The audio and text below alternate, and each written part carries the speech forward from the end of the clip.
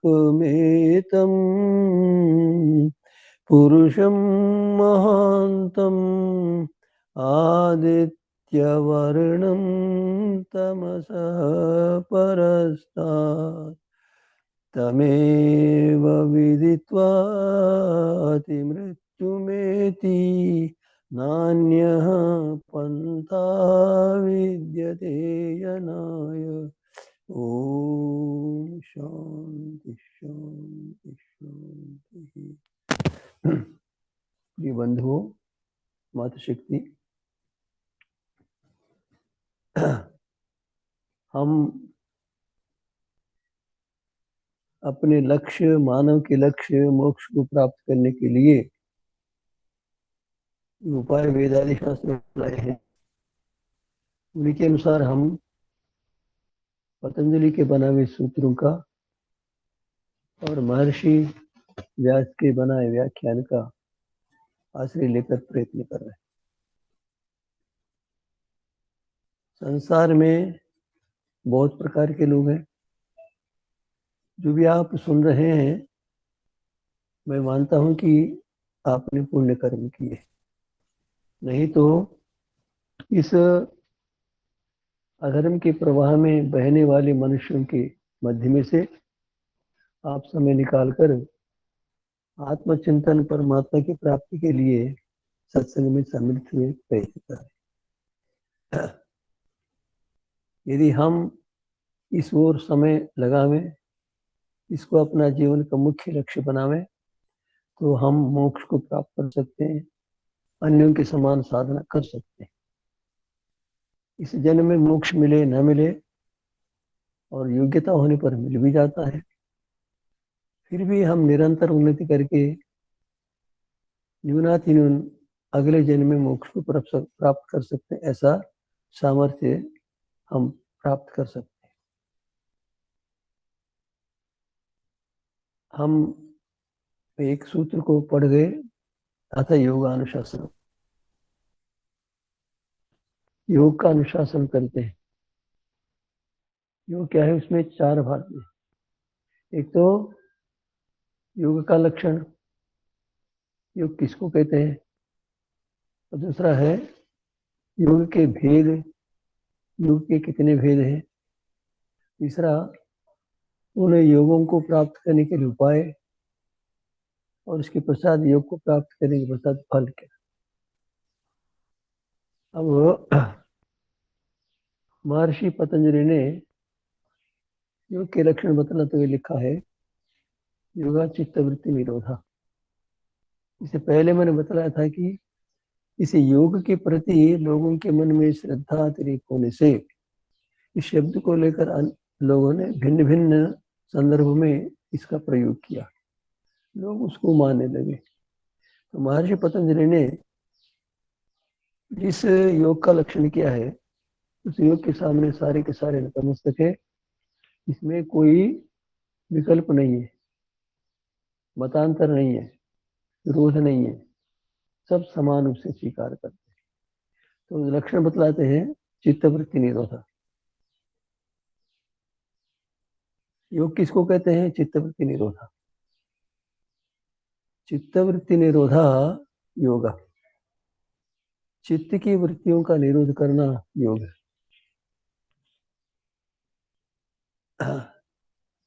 चित्त किसको कहते हैं?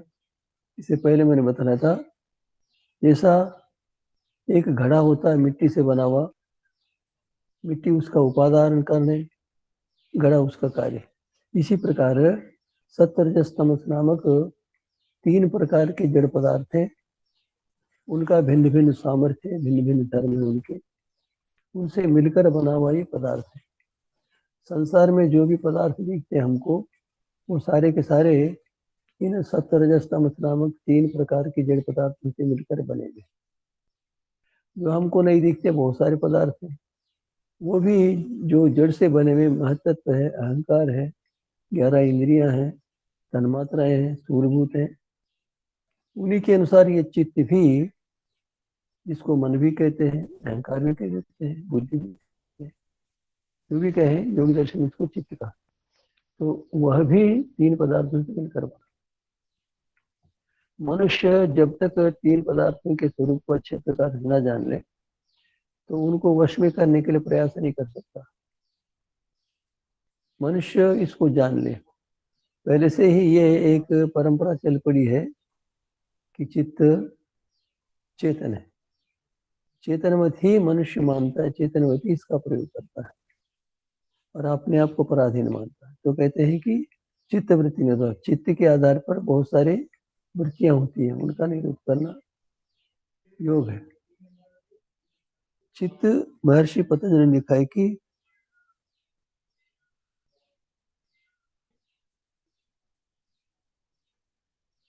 चित्तम ही प्रख्या प्रवृत्ति स्थिति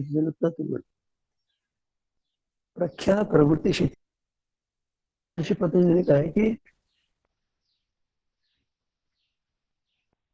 प्रकाश क्रिया स्थितिशील, अतिसखीम का प्रकाश जिसके संबद्ध होने से, जिससे संबद्ध होने से, जिसको प्रधान बनाकर काम में लेने से जीवात्मा को ज्ञान होता, तो कितने प्रकार का हो सकता, सत्य ज्ञान भी हो सकता, असत्य ज्ञान भी हो सकता, भ्रांत ज्ञान भी हो सकता। अब रजह प्रकाश क्रिया, क्रिया करने का सामर्थ्य जिसमें, उसको रज कहते हैं। और फिर स्थितिशील, स्थिति स्थिर रहना है, इतनी प्रख्या प्रवृत्ति स्थिर, ये ज्ञान कराना, प्रवृत्ति कराना और स्थिर होना, ये उसका स्वभाव है चित्त का।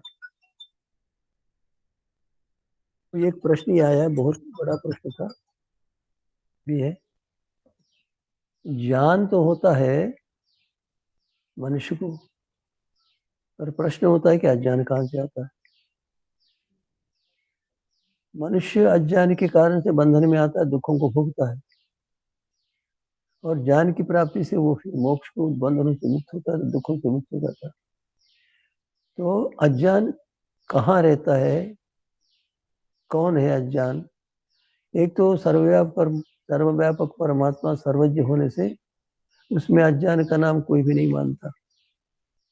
अब वो जीवात्मा को अज्ञान कहीं नहीं लिखा हो, जीवात्मा को अज्ञानी कोई नहीं कहता, अल्पज्ञ कहते हैं, अल्प को जानता, जितना वो एक देशी है उतना ही जानता, उससे अधिक नहीं जानता। किंतु जीवात्मा को कहीं भी अज्ञानी नहीं कहा। जीवात्मा का अज्ञान कहाँ से आता है, ये प्रश्न है, बहुत बड़ा प्रश्न है, इसका समाधान हमें करना आवश्यक है।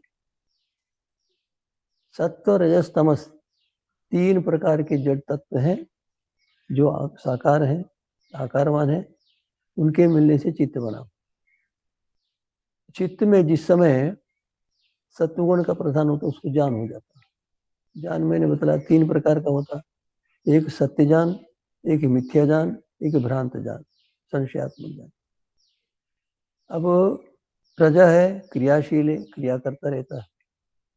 अब तमा क्या करता है, स्थिति क्या है, यहाँ समझने का विषय है कि चित्त में जब तमा प्रधान होता है, प्रधान तमा के कारण, तमा प्रधान के कारण से चित्त का जब जीवात्मा से संबंध हो जाता है, उस समय उसको अज्ञान प्राप्त होता है। अज्ञान का कारण तमह ही है। तम के प्रधान होने पर जीवात्मा को जो भी ज्ञान होता है वो अज्ञान। अब कैसे होता है, एक उदाहरण देता हूं। जैसे एक कांच रखा हुआ, कांच में कोई रंग नहीं, आदर्श में कोई रंग नहीं, उसके सामने जिस प्रकार का पर्दा ले आएंगे वह कांच उसी प्रकार दिखेगा। हरे रंग का पदार्थ हो तो कांच हरा दिखेगा, लाल रंग का हो तो लाल दिखेगा, पीला रंग हो तो पीला दिखेगा। अर्थात पर्दे के सामने जिस प्रकार का, जो कांच के सामने, आदर्श के सामने, आईने के सामने जिस प्रकार का पदार्थ आता है वही पदार्थ उसमें दिखता है और वो ये समझ लेता है कि कांच का ही। और छोटे से बालक तो समझ लेते कांच का ही, किंतु बुद्धिमान होता है, निरीक्षण विवेक करने में समर्थ हो जाता है, सत्यासत्य को जानने में जो सक्षम होता है वो जानता है कि यह कांच का रंग नहीं है, किंतु कांच के सामने जो पर्दा है उसका रंग है। इसी प्रकार जीवात्मा सत्य से सुख का अनुभव करता है। जैसा केला है, केला सुख का सुख है, केला सुख ही है। तो जब केला खाता है या कोई और पदार्थ खाता है उसको सुख मिलता है। यही प्रश्न है कि सुख मिलता है कि सुख है, क्या होता है? तो सत्य सुख है, अर्थात केले में जो सुख धर्म है, सुख केले का धर्म है, जीवात्मा का धर्म नहीं है। तो केले का जो धर्म है वो तमा स्थिरता के कारण से, सत्व प्रधान न होने के कारण से, वो जैसे कि कांच सामने वाले पर्दे के अनुसार दिखता है और कांच को हरा पीला काला कहते हैं, इसी प्रकार मनुष्य उस सुख को अपने में मान लेता है। तम के कारण से उस समय पृथक नहीं कर पाता, तो अपने में मान लेता है। तो मैं सुखी हूँ, मैं दुखी हूँ, मैं ज्ञानी हूँ, मैं अज्ञानी हूँ, ये मानता है। तो अब इसको जब पृथक करके देख लेता है तब जाकर उसको पता चल जाता है कि मैं चेतन हूँ, जीवात्मा हूँ। तो उसको हमें ये विशेष ध्यान देना चाहिए कि अज्ञान का कारण तम ही है। एक बार मैंने बात कही थी स्वामी जी से, तो स्वामी जी ने कहा कि इसको नहीं कहना, लोग समझ नहीं पाएंगे, उल्टा ठीक, किंतु मेरे बतलाना मेरा धर्म है। परीक्षण करके देख लेना, परमात्मा में अज्ञान नहीं है, जीवात्मा में अज्ञान नहीं है, जीवात्मा में अल्पज्ञता है, ज्ञा है। जीवात्मा ज्ञानी है, कितना ज्ञानी? अल्प है। वो अल्पदेशी है, एकदेशी, इसीलिए अल्पज है, किंतु अजैन नहीं है। अज्ञान आते कहाँ से? सतर सब जड़ पदार्थ है, दो दो चेतन पदार्थ है, दो चेतन पदार्थों में यदि ज्ञान अज्ञान नहीं है तो कहाँ से आता है? तो मानना पड़ेगा कि सत्य सत्य से नहीं होता, रजा रजा तमा से होता। तो मनुष्य तमोगुण से संबद्ध होने पर जैसे पदार्थ हो वैसे ही सुख अथवा दुख मानता है। तो सुख क्या है, दुख क्या है? सुख तो कोई पदार्थ नहीं है। अर्थात जैसा कम्बल मान लीजिए, कम्बल सुख है दुख है, तो सर्दी में उड़ता है तो सुख है, गर्मी में उड़ता है तो दुख है। तो अनुकूलता प्रतिकूलता, किंतु कंबल का धर्म तो है ही। जैसे केले का धर्म है मधुरता, मधुरता उसमें रहती है, उसको अनुकूल माने प्रतिकूल माने उसकी इच्छा। इस प्रकार सत्व रजस तमस नामक 3 प्रकार के जड़ पदार्थ हैं, उन्हीं के माध्यम से जीवात्मा को ज्ञान होता है, चेतनता आ जाती है, अज्ञान होता है। तो महर्षि पतंजलि ने जैसा कहा है ना, उसी प्रकार महर्षि व्यास ने उसका अनुवाद किया है, उसका अपने शब्द में कथन किया। प्रख्या, प्रवृत्ति, स्थिति, ये उसका स्वभाव, सामर्थ्य है सत्व रजस तमस का। कहते हैं कि प्रख्या रूपम चित्त सत्वम रजस्तमोभ्याम संसृष्टम ऐश्वर्य। ఓం స్వామీజీ अर्थात కొంచెం పెద్దగా చెప్పండి స్వామి. ज्ञान प्रदान, चित्त सत्वम का चित्त नाम का पदार्थ है, चित्त सत्य है, अर्थात चित्त एक पदार्थ है, जड़ पदार्थ है। रजस्तमोभ्याम संसृष्टम, प्रधान रूप से जब सत्व का प्रधान रहता है तो उस अवस्था में संसृष्टम ऐश्वर्य प्रियम होती, तो समस्त पदार्थों का मैं स्वामी बनूं, मेरे ही बन जाए, मैं हूं स्वामी मेरे, इस प्रकार विषय प्रियम और विषयों को भोगने की स्थिति रहती।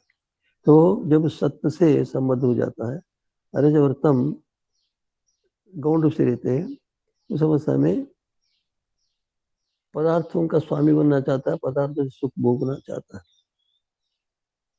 तदेव तमसा निविद्धम, अवस्था में तम से संबद्ध हो गया, तम प्रधान हो गया, तो तदेव तमसा अनिविद्यम, तम प्रधान होने पर अज्ञान, अधर्म, अज्ञान, अवैराग्य, अनैश्वर्य, तो अवस्था में अधर्म की ओर प्रवृत्त होता है, अज्ञान की ओर प्रवृत्त होता है, अवैराग्य की ओर प्रवृत्त होता है, अनैश्वर्य की प्रवृत्त, ये तमोगुण के प्रधान होने पर ऐसा होता है।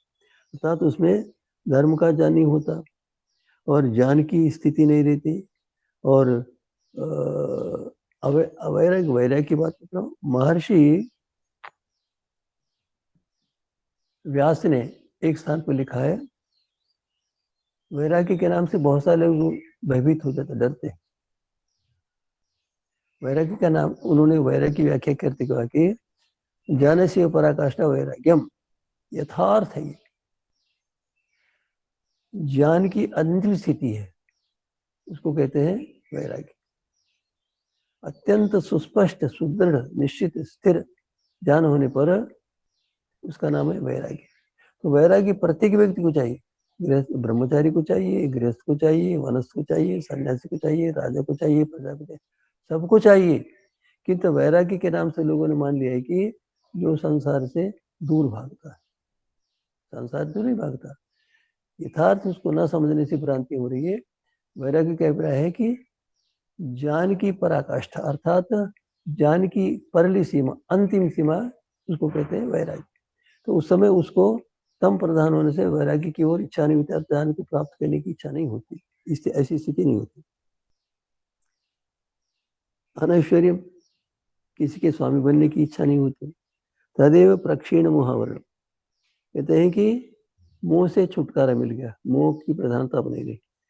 प्रद्योतमानम अनिविद्धम रजो मात्र, और अत्यंत प्रकाशित होने वाले रज स्तर से संबद्ध हो जाता है। तो धर्म, ज्ञान, वैराग्य, ऐश्वर्य, अर्थात उस समय ज्ञान को प्राप्त करना चाहता है, धर्म को प्राप्त करना चाहता है, वैराग्य को प्राप्त करना चाहता है, और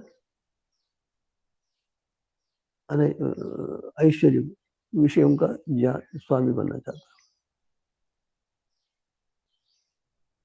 तदेव रजोमलापेश, रजोमलापेत, वही रजरूपी मल से दूर हो गया, स्वरूप प्रतिष्ठा, अपने स्वरूप में प्रतिष्ठित हो गया। तब क्या होता है? सत्व पुरुषान्यता ख्याति मात्रम, सत्व अलग है, पुरुष अलग है। जब मनुष्य सत्व पुरुषान्यता ख्याति मात्रम स्वरूप जान, कहते हैं कि सत्व और पुरुष, सत्व कहते हैं प्रकृति को, पुरुष कहते हैं जीवात्मा को। अन्यथा मात्र, अर्थात ये अन्य है, ये अन्य है। विवेक, अर्थात जड़ को चेतन को पृथक पृथक जानता है, तो उसको कहते हैं सत्व पुरुष अन्यता ख्याति। ये सत्व पृथक है और मैं चित्ती पृथक हूँ, ऐसा जो जान रखता है उस समय उसको कहते हैं यथार्थ जान, अन्यथा अन्यत्व जान, अर्थात मैं अन्य हूँ और प्रकृति अन्य है, चित्त अन्य है, मैं अन्य हूँ, ऐसा जान उसको जाता है। उसको कहते हैं धर्म मेघ ध्यान उपगमोद। उस समय जब संप्रज्ञा समाधि में, अर्थात योगी मनुष्य एकाग्रचित हो जाता है, उस अवस्था में उसको मैं पृथक हूँ, जीवात्मा और जड़ चित्त पृथक, ऐसा ज्ञान हो जाता है। और ऐसा ज्ञान इस प्रकार होता है, स्पष्ट हो जाता है। उस अवस्था में फिर भ्रांति नहीं हो सकती। उसका क्या सामर्थ्य होता है? उस अवस्था में मैं पृथक हूँ और ये जड़ पृथक, ऐसा ज्ञान होता है। उसके पश्चात उसमें देख लेता है कि ये पृथक पृथक ज्ञान है वो भी ठीक नहीं। क्यों? कि ये जो ज्ञान है इसके, ये तो ज्ञान परिवर्तित होता है और मैं परिवर्तित नहीं होता। उस अवस्था में क्या करता है वो? अपने स्वरूप को यथार्थ रूप से जानता। उस समय क्या होता है? उसको मैं और ये चित्त एक है, ऐसी बुद्धि नहीं बन सकती, ऐसा सामर्थ्य उसको कहते हैं धर्म ज्ञान। अर्थात उस समय वो सामर्थ्य धर्म का ही सिंचन करता है। अर्थात उसमें मैं और चित्त एक है, ऐसी बुद्धि को नहीं बनने दे, ऐसी ज्ञान को नहीं उभरने देती। उस स्थिति को कहते हैं धर्म मेघ ध्यान को। तत्परम प्रसंख्यम, वो जो परम प्रकृष्ट ज्ञान है, ये संपूर्ण ज्ञान प्रकृति जनित है, सत्व से संबद्ध है। अब क्या होता है, वो दोनों को देख लेता है, एक तो चित्त है, एक तो चीति है। चीति है जीवात्मा, चित्त है जड़। तो उसमें दोनों को पृथक देखता है, तब चित्त शक्ति और अपरिणामी। जो चित्त शक्ति जीवात्मा है वो अपरिणामी, अर्थात चित्त परिणाम को प्राप्त होता है। कभी सत्व प्रधान, कभी रजा प्रधान, कभी तमा प्रधान, कभी मिश्रण, ऐसा होता है। तो जीवात्मा में ऐसा परिवर्तन नहीं होता, परिणाम नहीं होता। जीवात्मा अनेक प्रकार से परिणत नहीं होता, चित्त परिणत होता रहता। अप्रसंक्रम वो जीवात्मा किसी के रूप में परिवर्तित नहीं होता। मैं अर्थात जीवात्मा अपने को मैं जड़ जैसा नहीं जानता। दृष्टि विषय, तब तक उसने देखा है कि ये सुख दुख इत्यादि ज्ञान मैंने प्राप्त किया। शुद्धा चाहे वो परिशुद्ध है, अर्थात जीवात्मा अशुद्ध है। अनंता, वो कभी समाप्त नहीं होता। ये चित्त समाप्त हो जाता जब उसको परमात्मा का साक्षात्कार होता है। लगभग उसका चित्त उसका प्रलय को प्राप्त होता, अर्थात वो सत्व तमस इसके ऊपर प्रभाव नहीं कर पाते, उनके प्रभाव को उत्पन्न नहीं होने देता। इसीलिए वो उस अवस्था में मैं नित्य अनंत अर्थात नित्य पदार्थ, और चित्त को देखता है कि अनित्य पदार्थ है। इस प्रकार सत्वगुणात्मिक चित्त, ये जो ज्ञान है ना सत्वगुणात्मक है। ज्ञान सत्वगुण के साथ संबद्ध होने से जीवात्मा को हुआ है। अतः विपरीता विवेक ख्याति, तो विवेक ख्याति और पुरुष का जो ज्ञान हो उसमें भिन्नता हो जाती है। विवेक ख्याति उससे ठीक भिन्न है। विवेक ख्याति सत्य के कारण से उत्पन्न हो ख्याति, तो उसको पृथक देखता। अतः सस्याम विरक्तम चित्तम तामपि ख्याति निर्वहन। जब अत्यंत विशिष्ट ज्ञान विवेक ख्याति को प्राप्त करता है, उसमें भी उसको अरुचि हो जाती। विवेक ख्याति भी अनेक प्रकार से परिणत होने वाली है, और जीवात्मा का स्वरूप परिणत नहीं होना। तो उसके उस अवस्था में विवेक ख्याति के प्रति भी वैराग्य हो जाता। तब क्या होता, परमात्मा वैराग्य। विवेक ख्याति के समय जीवात्मा अपने को प्रकृति को पृथक देखता, किंतु जब परमात्मा की प्राप्ति निरुद्धावस्था में प्राप्त हो जाता है तो चित्त का कार्य बंद हो जाता, रुक जाता। उस अवस्था में केवल परमात्मा का ज्ञान होता है। तो परमात्मा का ज्ञान होने पर फिर वो इस विवेक ख्याति को भी नहीं चाहता। विवेक ख्याति परिवर्तनशील है, और परमात्मा का स्वरूप जो प्राप्त होता है उसको ये परिवर्तनशीलता नहीं होती, और नितांत विवेक ख्याति भी किसी कारण से फिर वो जीर्णशील हो जाती है। तो इसमें परमात्मा की प्राप्ति होने के पश्चात अपने स्वरूप में कोई परिवर्तन नहीं दिखता, तो परमात्मा में स्थित हो जाता। अब क्या होता है, तदवस्था संस्कार हुआ। उस अवस्था में परमात्मा में स्थित हो जाता है, अपने स्वरूप का ज्ञान होता है। किंतु उस अवस्था में मैं मनुष्य हूं, मैं अज्ञानी हूं, ऐसे जो संस्कार होते हैं वो भूमिक संस्कार, अल्प मात्रा में, अत्यंत गहरे नहीं होते। तो वो संस्कार भी बने रहते हैं, और वो कालांतर में बहुत प्रयत्न करते करते, बहुत काल तक साधना करते करते करते संस्कार समाप्त हो जाते हैं। क्लेश उत्पन्न नहीं होते, और क्लेशों के कारण से विभिन्न प्रकार के जो कर्म करता वो नहीं करता। अर्थात जैसे परमात्मा कर्म करता, राग द्वेष से रहित होकर परमात्मा काम करता, परमात्मा को। इसी प्रकार उस अवस्था में जीवात्मा राग रहित होकर, द्वेष रहित होकर, वासना रहित होकर कर्म करता। वो कर्म बंधन के कारण है। इस प्रकार वो क्लेश कर्म विपाक इस स्थान पर महर्षि ने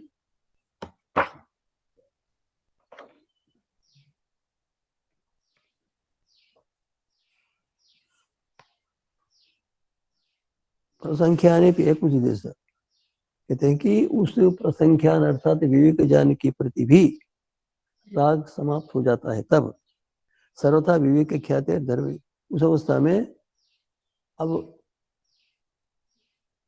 पृथकता को उत्पन्न न करने का जो होता है उसको बंद कर देता है, पृथकता को उत्पन्न कर देता है, अर्थात निरांत पृथक अपने को देखता, विवेक ख्याति के प्रति रुचि आकर्षण समाप्त होने पर विशुद्ध अपने स्वरूप को देखता है और परमात्मा के स्वरूप को देखता है।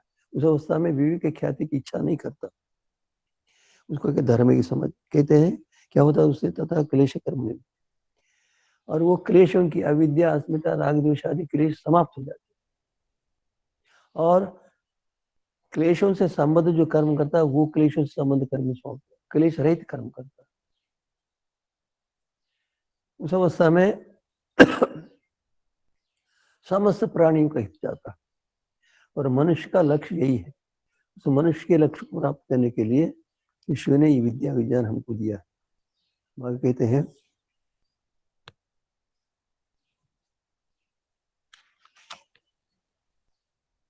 अतस्यामृतम से तदवस्थम संस्कार बोध सनिर्बीज समाधि। वो निर्बीज अर्थात इसका अविद्या रूपी बीज नहीं रहता, उसको कहते हैं निर्बीज समाधि। निर्बीज समाधि में आरंभ में जीवात्मा के संचित जो संस्कार होते हैं वो अल्प मात्रा में भूमिल से रहते हैं, वो रहते हैं, और बहुत प्रयत्न करने के साथ समाप्त हो जाते हैं, वो संस्कार रहित हो जाता है। उस अवस्था में शरीर से काम करता है, चक्र भ्रमण दृष्टि, अर्थात कुम्हार का जो चक्र होता है घड़ा बांधने के बाद अलग कर देता है, फिर वो चक्र का जो की गति होती है ना, गति चढ़ती रहती। इस प्रकार संस्कारों के क्षीण होने के पश्चात परमात्मा के स्वरूप में निमग्न होने के पश्चात अपने स्वरूप के विषय में किसी प्रकार की भ्रांति का अवकाश न रहने पर उसका शरीर बना रहता है। जब तक शरीर में संस्कार है तब तक शरीर से काम करता है, वो भी क्लेशों से रहित होकर काम करता है। उसके पश्चात शरीर छूट जाता तो मुक्ति होती, इसको जीवन मुक्ति कहते हैं, उसके पश्चात मुक्ति कह देते हैं। न तत्र किन संप्रजाति, वहां पर प्रकृति से संबद्ध, मन आदमी से संबद्ध किसी प्रकार का नहीं होता। द्विविधा सा योग चित्त, उसको कहते हैं असंप्रज्ञात। संप्रज्ञात चित्त का पूरा यथावत ज्ञान रहता है, उसको कहते हैं संप्रज्ञात। और असंप्रज्ञात यहाँ पर केवल परमात्मा का ज्ञान रहता है, चित्त से संबद्ध कोई भी ज्ञान नहीं रहता। तो सहयोग चित्तवृत्ति, द्विविधा सहयोग चित्त। तो चित्तवृत्ति निरुद्ध दो प्रकार का, एक तो एकाग्र समाधि, एक निरुद्ध समाधि।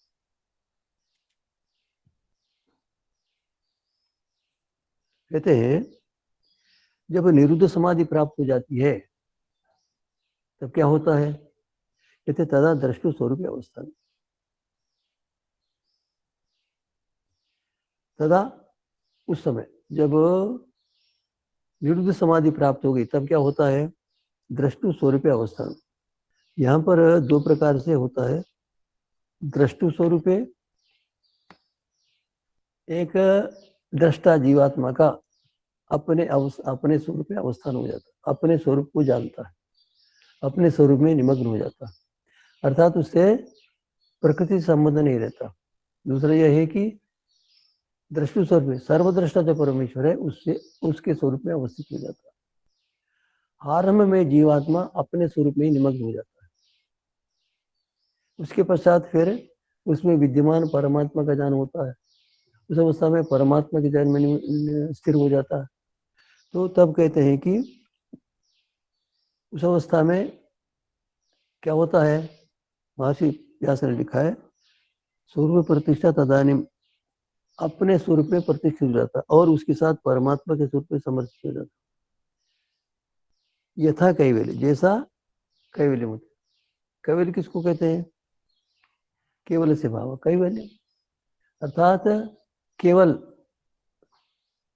प्रकृति संबंध रहित, चित्त से संबंध रहित, केवल अपने स्वरूप में रहता है। वो चित्त से प्रभावित नहीं होता, गुणातीत हो जाता, अर्थात सत्व रजस तमस के प्रभाव से मुक्त हो जाता है। उनसे काम ले लेता है किंतु उनसे उसके प्रभाव से मुक्त हो जाता है। तो इसको कहते हैं केवल को। उस स्थिति को कहते हैं कैवल्य स्थिति। कैवल्य स्थिति में क्या होता है, वो अमृता महादेव कहते हैं कि मोक्ष में परमात्मा के आनंद के बिना वो आनंद नहीं होता।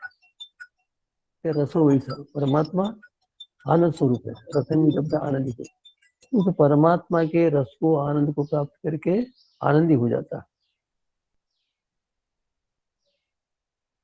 तो उस समय मनुष्य केवल परमेश्वर के आनंद का अनुभव करता रहता है, जैसे कैवल्य होता है। तो इसके पश्चात क्या होता है, वो सदा उसी स्थिति में नहीं रहता, समाधि से होता है और केवल परमात्मा के स्वरूप में स्थिर हो जाता है। परमात्मा के ज्ञान को, परमात्मा के आनंद को, परमात्मा के बल को, परमात्मा के अनेक गुणों को धारण करता है।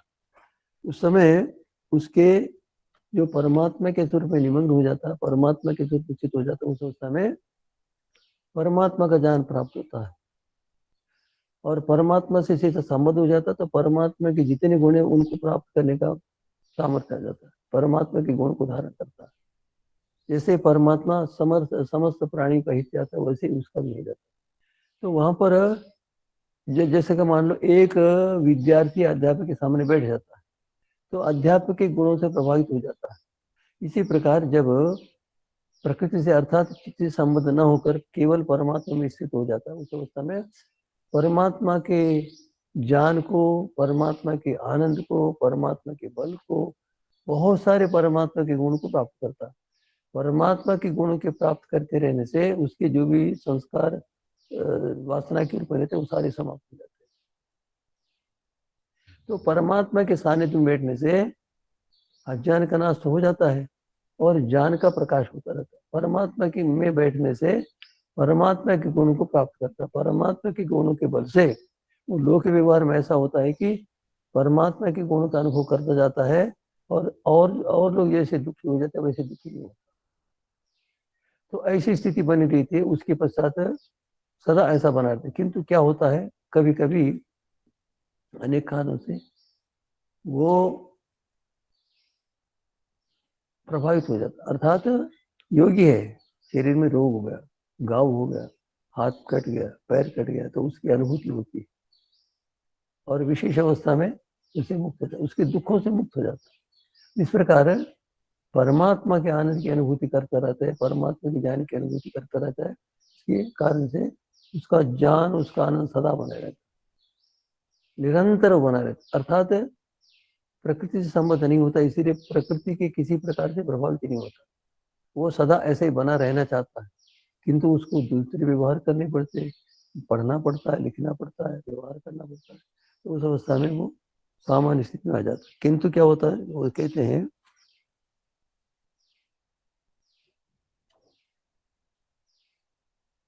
वृत्ति सारूप में रहता है। पहले तो वृत्ति के समान होता था। वृत्ति क्या है, व्यवहार, व्यवहार, व्यापार, सत्व रजस तमस, इसके कारण से उसे संबंध था, उसके प्रभाव से प्रभावित होता था। कभी अपने आप को सुखी मानता था, कभी दुखी मानता था, कभी जान के अभी जानी मानता था।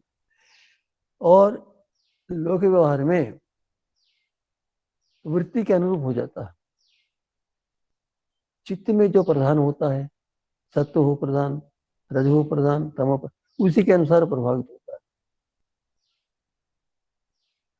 और वो सामान्य मनुष्य जब समाधि होकर परमात्मा के स्वरूप का अनुभव करता है, ज्ञान प्राप्त करता, वो होता है वो वृत्ति के अनुरूप हो जाते हैं। किंतु अंतर ये रहता है कि जैसे कि मनुष्य को दुख हो गया, सामान्य मनुष्य दुखी हो जाता है, और योगी को कुछ कष्ट हो गया तो उसके अंदर अनुकूल प्रतिकूल नहीं मानता, जानता है। तो इस प्रकार लोगों के साथ कर्म करते हुए भी लोगों के समान बहता नहीं, उससे भिन्न हो जाता। योगी कार्य करता है तो कार्य करता है तो राग द्वेष रहित होकर करता है, कार्य करता है, और दूसरे व्यक्ति राग द्वेष से प्रभावित होकर करते हैं। ये अंतर होता है। वो कैवल्य स्थिति जैसा ही अनुभव करता हुआ भी लोगों से संबंध रखना पड़ता है, इसीलिए व्यवहार करना पड़ता है, इसीलिए चित्त से संबंध हो जाता है। चित्त से संबंध होने से उस प्रकार के कार्य करते जाते, किंतु औरों से भिन्नता हो जाती है। फिर समाधिस्थ हो जाता है तो उसे सबसे मुक्त हो जाता है। इस प्रकार शनै शनै शनै शनै अपने अज्ञान की जो लेश है, अज्ञान मात्र है, उस अज्ञान से मुक्त होता जाता है। जितनी देर तक बैठे रहता है उसमें ऐसा नहीं होता कि इसको छोड़कर मैं आ जाऊं। छोड़ना नहीं चाहता, किंतु छोड़ना पड़ता है, क्योंकि पढ़ना पड़ता है, लिखना पड़ता है, प्रचार करना पड़ता है, तो उसमें उसको कभी छोड़ नहीं सकता। इसीलिए वो जहां तक हो सकता है परमात्मा में निमग्न रहता है। व्यवहार करते समय भी ऐसा दिखता है कि वो परमात्मा में निमग्न होकर कार्य करता है। हमने देखा स्वामी सत्यपति जी भजन बोलते थे व्याख्यान के अंत में, ऐसा लगता था कि वो संसार में नहीं है, किसी और लोक में। वो इतने अपने परमात्मा के आनंद में निमग्न हो जाते थे कि सांसारिक विषयों का शायद उनको कोई ज्ञान ना होता, पर परिधि नहीं होती। तो संसार के कार्यों को करते हुए भी वो और लोगों से भिन्न होता है, किंतु सांसारिक कार्यों के साथ लग जाता है, पढ़ता है, लिखता है, इंद्रियों से काम लेता है और इंद्रियों से ज्ञान प्राप्त करता है, इंद्रियों से काम करता है। तो उस करता हुआ भी, चित्त से संबद्ध होता हुआ भी वो और लोगों से भिन्न होता है। उत्थान या चित्रवृत्ति सदवृत्ति, अर्थात सांसारिक व्यवहार के समय जैसी वृत्तियां होती वैसी वृत्तियां उसकी हो जाती। ये देवदत्त है, ये दत्त है, ये पुस्तक है, वेद है, धर्म, ऐसा ज्ञान सब उसको हो जाता। या चित्तवृत्त तथा विशिष्ट, अर्थात जो चित्त का प्रभाव होता है उसके प्रभाव से मुक्त नहीं होता, रहता। तथा चोक्तम एकमेव ख्याति दर्शन में ख्याति, एकमेव दर्शन ख्याति दर्शन, अपने आप को उससे भिन्न नहीं देखता, और लोगों से भिन्न होता है, किंतु उससे संबोध देता है। आप देवदत्त हैं, आप यदि दत्त हैं, आप ये कार्य करते हैं, आप ये कार्य करता है, लोक व्यवहार में जैसा वैसे का वैसे करता है, किंतु अपने को पृथक देखता है। चित्तम अयस्कांत मणिकल्पम, कहते हैं कि चित्त ऐसा होता है ना, अयस्कांत, जैसा अयस्कांत होता है ना, चुंबक लोहे को अपनी ओर खींचता है, इसी प्रकार चित्त से संबद्ध होने पर जीवात्मा व्यवहार में अन्य लोगों के समान कार्य करता है, अन्य लोगों के समान व्यवहार करता है। तू देवदत्त है, तू ये दत्त है, तू विद्यालय में, तू गुरुकुल में, इस प्रकार सारे के सारे व्यवहार करता है, बोलता भी है। आज आप ठीक बैठिए, आप ठीक पढ़िए, आप स्मरण करिए, आप ये करिए, आप पढ़िए लिखिए, ये व्यवहार करता है, उसके साथ आप मदद हो जाए, किंतु उसमें अंतर होता है, और उनकी अपेक्षा उसमें भिन्न होता है, दिखता भी। तो वो सन्निधि मात्र उपकारी, वो जीवात्मा उसे संबद्ध हो जाता है तो उसके समान अपनी प्रवृत्ति उसकी बदल जाती है। चित्तम अयस्कांत मणिकल्पम, सन्निधि मात्र उपकारी, अर्थात जीवात्मा जब समाधि होकर परमेश्वर के ज्ञान को, आनंद को, बल को प्राप्त कर रहा था, वो फिर अवस्था में सांसारिक कर्तव्य के निर्वाह के लिए वो समाधि को पृथक कर देता, फिर लोक व्यवहार में लग जाता। तो वो कहते हैं कि जैसा जैसा सामान्य व्यक्ति को अनुभव होता था, सामान्य व्यक्ति का ज्ञान था, उसी प्रकार का होता था। वो चित्त के साथ संबद्ध होते ही जीवात्मा चित्त के साथ संबद्ध, अब तक तो चित्त से भिन्न था, चित्त से दूर था, चित्त से पृथक हो गया था, केवल परमेश्वर से संबद्ध था। अब उसके साथ संबद्ध था, उसकी जैसी प्रवृत्ति उसकी प्रवृत्ति जैसी, अन्य से भिन्न तो होती। दृश्यत्वेन संभवति पुरुष स्वामी, अब वो ये कहता है मेरा मेरा ग्रंथ है, मेरा विद्यालय है, मेरा घर है, मेरा शरीर, ऐसा वो कहने लग जाता। अंतर तो होता है, फिर भी कहता ये मेरा नाम देवते मैंने। तस्मात चित्तवृत्ति बोधे पुरुष से अनादि संबंध, इसलिए चित्त वृत्ति के बोध में, चित्त की वृत्तियों को जानने में पुरुष का अनादिकाल से अनंत काल तक, अनादिकाल से संबंध। अब इसके पश्चात कहते हैं वैसे वो लोक व्यवहार में कार्य करता है, किंतु उसमें ये राग द्वेषादि संचित नहीं होते, और उसके व्यवहार से लोग प्रभावित होते हैं। उसके पश्चात क्या होता है, कहते हैं ये वृत्तियां जो होती हैं, जो विरोधावस्था में परमात्मा से संबद्ध होने पर वृत्तियों से संबद्ध नहीं होता था, सत्व से संबद्ध नामक इन पदार्थों से नहीं होता था, उस गुणातीत कहा जाता है। उस अवस्था में किसी प्रकार का कोई उसको सांसारिक पदार्थों का ज्ञान नहीं होता था, राग द्वेष नहीं। उसके पश्चात व्यवहार में करता है, व्यवहार में आता है, वृत्तियां होती हैं। वृत्ति ज्ञान, एक प्रकार का ज्ञान। तो कहते हैं वृत्तियां कितने प्रकार की, तो कहते हैं कि वृत्तया पंचतया कृष्णा कृष्णा, वृत्तियां 5 प्रकार की होती, अर्थात वृत्तियां तो एक एक क्षण में एक एक वृत्ति, एक एक क्षण में एक एक वृत्ति, इस प्रकार वृत्तियां, वृत्तियों की संख्या को गिन नहीं सकता। एक पल में जितना हम पलक मारते उतनी देर में कई प्रकार की वृत्तियां होती, कई प्रकार का जन्म होता है।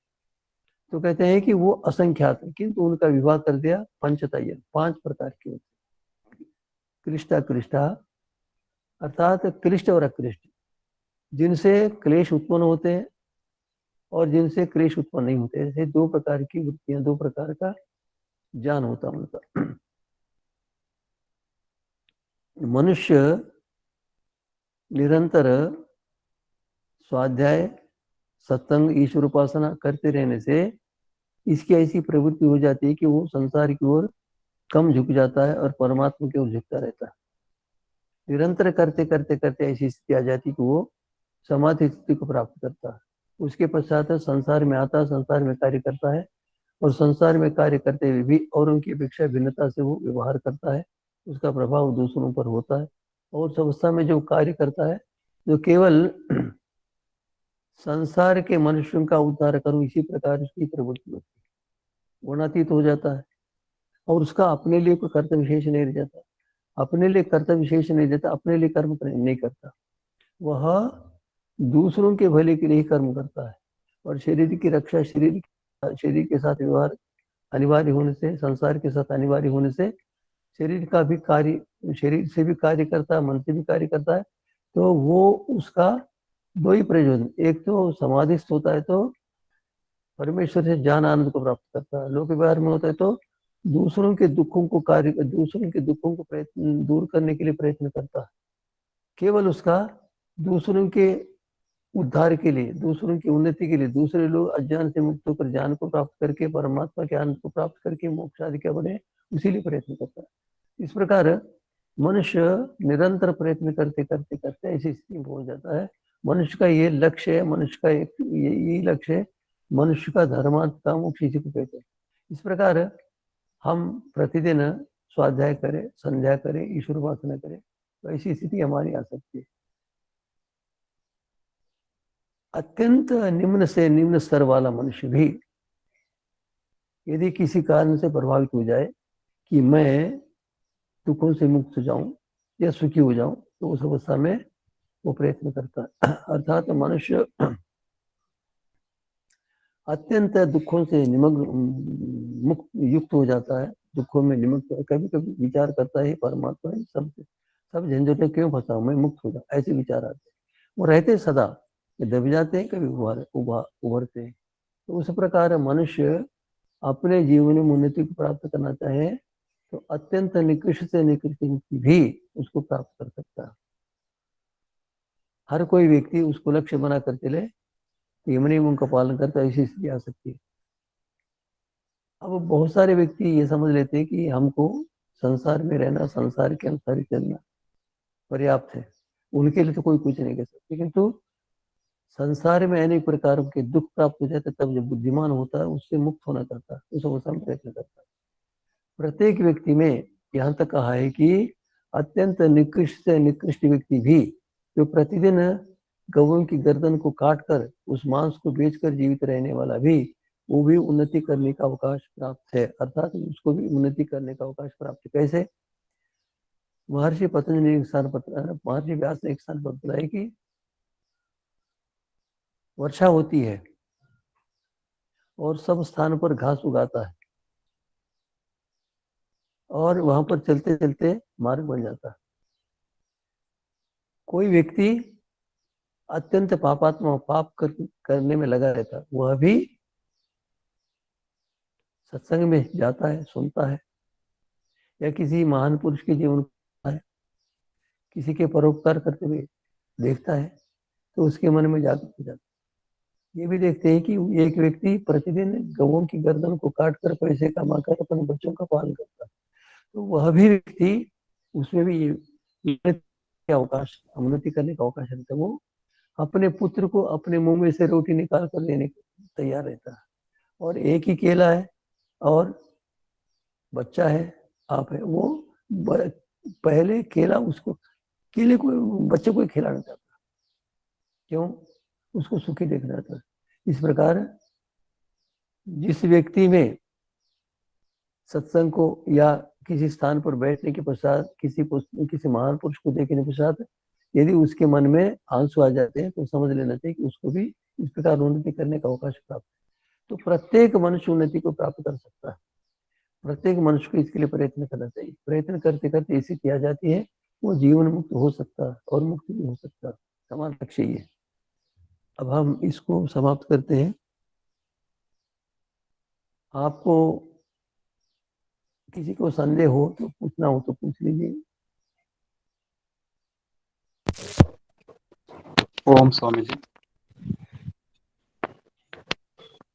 स्वामी जी, इसमें योग दर्शन में तो कहा है कि योगश चित्त वृत्ति निरोध, हाँ जी, कुछ चित्त ऊंचा के बोलिए, वृत्तियों को रोकना होगा जी।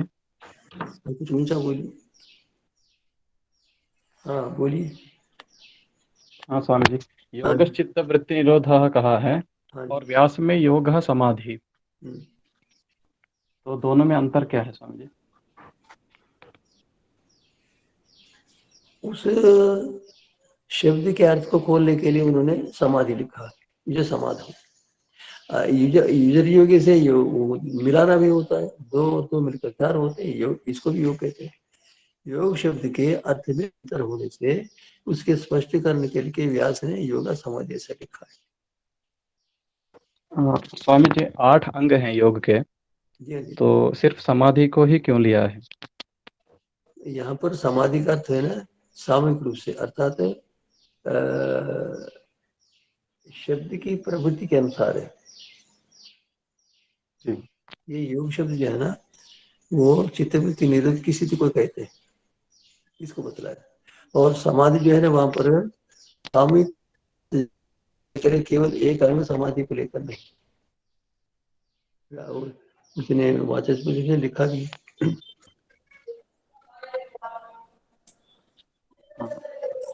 एक और प्रश्न था स्वामी जी। हाँ जी। आपने कल के कक्षा में कहा था कि पृथ्वी जल में लीन हो जाती है और जल हाँ जी। अग्नि में, क्या है? अग्नि वायु में और वायु आकाश में लीन हो जाता है। हाँ, हाँ। तो आकाश किस में लीन हो जाता है फिर अंतिम अवस्था में? आकाश जो है ना, वो आकाश तन्मात्र में, आकाश के तन्मात्रा में। हाँ, अर्थात ये पंचभूत जो है ना, ये तन्मात्र में विलीन हो जाते हैं। जी स्वामी जी। एक और प्रश्न था स्वामी जी आज के पाठ में, तथा द्रष्टुः स्वरूपे अवस्थानम, हाँ जी। तो स्वरूप में अवस्थित होना और ईश्वर में लीन होना एक ही है या पृथक पृथक? अब वैसे तो देखिए, यहाँ पर महर्षि पतंजलि का केवल योग मात्र प्राप्त करना, जीवात्मा के स्वरूप पर परमात्मा की प्राप्ति के पश्चात क्या होता है वो सारा का सारा बताना नहीं था। अपने अपने क्षेत्र के अनुसार कहा है स्वरूप अवस्था।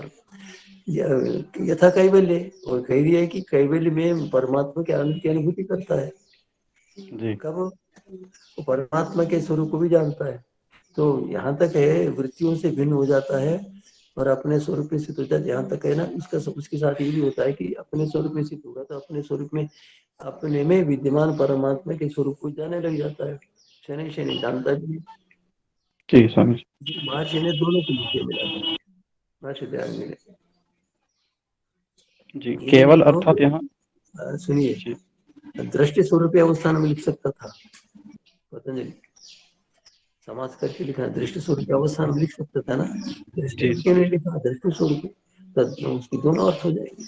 फिर दृष्टा जी। जीवात्मा, दृष्टा परमात्मा, सर्वदृष्टा परमात्मा, ऐसा। तो दृष्टा मतलब यहाँ जो केवल है वो ईश्वर है या आत्मा? कैसे? आत्मा या परमात्मा? अर्थात यहाँ पर ऐसा मुझे प्रतीत होता है कि पतंजलि का अभिप्राय दोनों है, जी स्वामी जी। ऐसा मैंने अनुभव किया, ऐसा मेरा विचार है, महर्षि ने लिखा भी है। जी जी, धन्यवाद स्वामी जी। हाँ जी,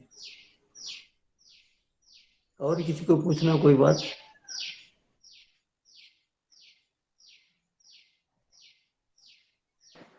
ओम स्वामी जी नमस्ते। कोई शुभ? हाँ जी, आत्मा चित्त के द्वारा ज्ञान प्राप्त करता है, आज के पाठ में आप बताए थे। हाँ जी। स्वामी जी, ये ज्ञान सत्य ज्ञान है या मिथ्या ज्ञान है या असत्य ज्ञान है, ये कैसा निर्णय होगा, कैसा मालूम पड़ेगा?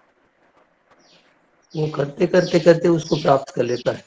यदि उससे दुख होता है तो अज्ञान है, मिथ्या ज्ञान है। दुख नहीं होता तो सत्य ज्ञान है। ज्ञान भी जो होता है ना, तो चार स्वामी जी, कोटि में होता है: श्रवण, मनन, निधिध्यासन, साक्षात्कार। स्वामी जी। अब ज्ञान का अभिप्राय निधिध्यासन नहीं कर सकते। श्रवण मनन, श्रवण से भी जी ज्ञान जी। होता है, और वो हाँ, मनन से उत्पन्न ज्ञान की अपेक्षा भिन्न होता है। और मनन का ज्ञान होता है निधिध्यासन से उत्पन्न ज्ञान से भिन्न, और फिर साक्षात्कार ज्ञान से वो भिन्न हो जाता है। तो ज्ञान की प्राप्ति में स्तर है, ये सोपान है, सीढ़ियां हैं।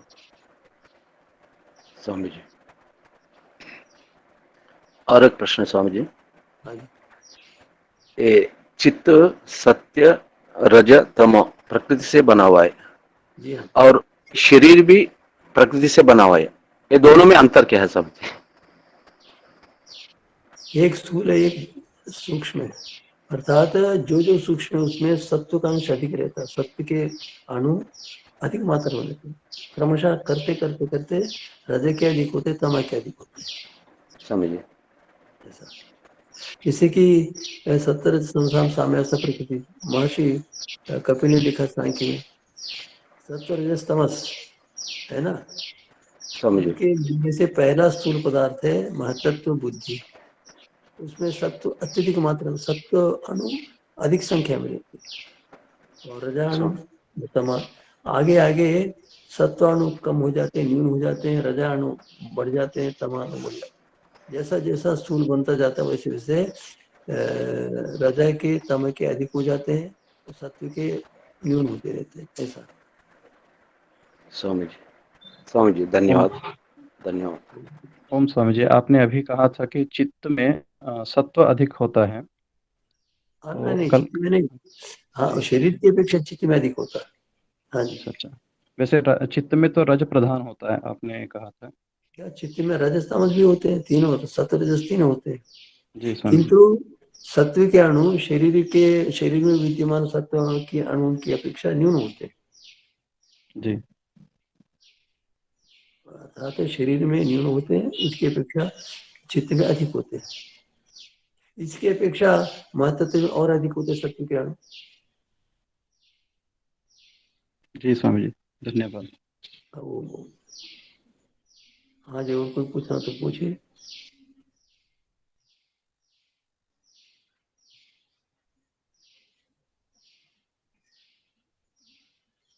हाँ जी, वीर मित्र जी।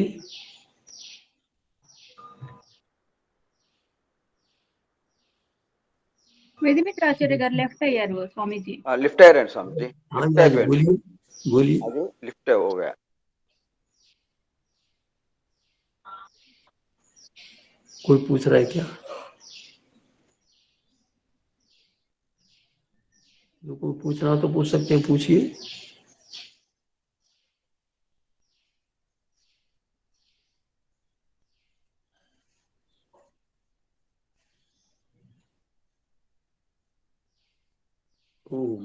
अब इसको यहाँ स्थगित कर लेते हैं। एक सूचना है सभी श्रोताओं को, जिज्ञासुओं को, कि कुछ पुस्तक निर्माण कार्य में अधिक भार आने से मैं उसमें समय अधिक दूंगा, तो समस्या में आगे के लिए कार्यक्रमों के लिए समय अभी नहीं दे पाऊंगा।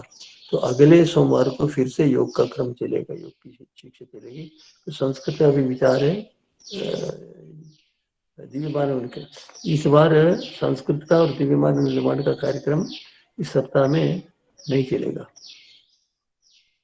संस्कृत के जिज्ञासु अगले गुरुवार को सम्मिलित हो सकते हैं। दिव्य मानव निर्माण विधि वाले भी अगले शनिवार से इसमें सम्मिलित हो सकते हैं।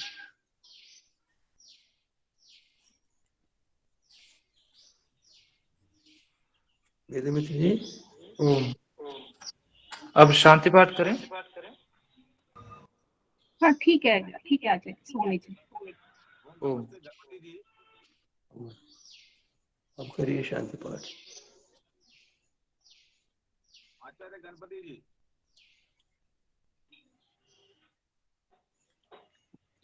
आचार्य प्रभाकर जी, आप शांति जी। पाठ करेंगे। जी हाँ। ओम देव ओम देव शांतिरंतरिक्षं शिक्षम शांति पृथ्वी शांतिरापः शांतिरौषधयः शांतिः वनस्पतयः वनस्पतयः शांतिः देवाः शांतिर्ब्रह्म शांति सर्वं शांति शांतिरेव शांतिरेव शांति सामा शांति शांतिरेधि। शांतिरेधि। ओम शांति शांति शांतिः। सर्वेभ्यो नमः। नमस्ते स्वामी जी। ओम नमस्ते स्वामी जी। धन्यवाद स्वामी जी।